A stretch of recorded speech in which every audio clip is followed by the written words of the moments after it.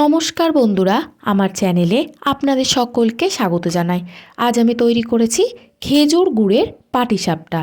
এটি বানানোর জন্য আমি যা যা ব্যবহার করেছি চলুন তাহলে দেখে নেওয়া যাক। প্রথমেই পাত্রের মধ্যে নিয়ে নেব 2 কাপ ময়দা। আপনারা চাইলে ময়দা এবং আটা মিক্স করে ব্যবহার করতে পারবেন। এর মধ্যে দিয়ে দেব সামান্য পরিমাণে লবণ। যেহেতু মিষ্টি জিনিস লবণ দিলে টেস্টটা বেশি ভালো হবে। লবণ দিয়ে ময়দাটা আগে একটু মিশিয়ে নেব।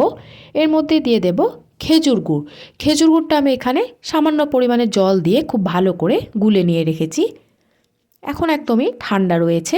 ময়দার সাথে ভালো করে মিশিয়ে নেওয়ার পরে এরপর আমি পুরো ব্যাটারটা দুধ দিয়ে গুলে নেব। দুধটা ভালো করে গরম করে নেওয়ার পরে এখন একদমই ঠান্ডা হয়ে গিয়েছে। ভালো করে ময়দাটা গুলে নিতে হবে। একেবারে সমস্তটা দুধ দেওয়ার প্রয়োজন নেই, অল্প অল্প দুধ দিয়ে দিয়ে ব্যাটারটা একদম গুলে নেব। ব্যাটারটা তৈরি হয়ে গেছে। এবারে আমি ক্ষীরটা তৈরি করে নেব। কড়াইতে দিয়ে দেব সামান্য পরিমাণে দুধ, প্রায় 1 কাপ। দুধটা ভালো করে গরম করে নিতে হবে। দুধটা প্রায় 5 মিনিট মতো জাল দিয়ে নিয়েছি। এর মধ্যে দিয়ে দেব খোয়া ক্ষীর, প্রায় 200 গ্রাম মতো। খোয়া ক্ষীরটা আমি এখানে কেনাই ব্যবহার করেছি। দুধের মধ্যে দিয়ে দেওয়ার পরে ভালো করে নাড়াচাড়া করে নিতে হবে। এর মধ্যে দিয়ে দেব 3 থেকে 4টে এলাচ। এলাচটা আমি 2 ফালি করে ফাটিয়ে নিয়েছি। আবারও ভালো করে মিশিয়ে নিতে হবে।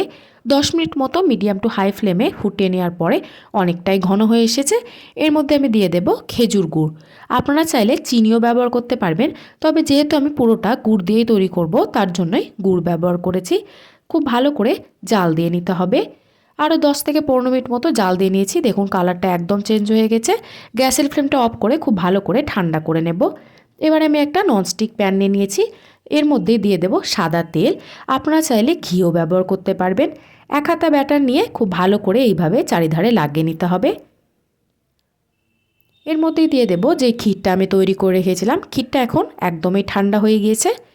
কিছুটা পরিমাণে দিয়ে দেওয়ার পরে খুব ভালো করে মুড়ে নিতে হবে পাটিসাপটার মতো। আপনারা চাইলে পাটিসাপটাগুলো ছোটও তৈরি করতে পারবেন। একে একে সমস্ত পাটিসাপটাগুলো এইভাবেই তৈরি করে নিতে হবে।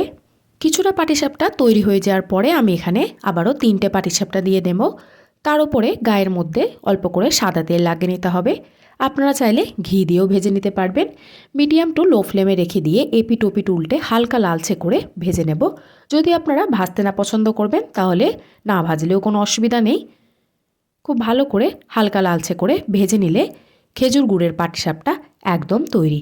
আপনারাও চাইলে খুব সহজে এইভাবেই তৈরি করে ফেলতে পারবেন।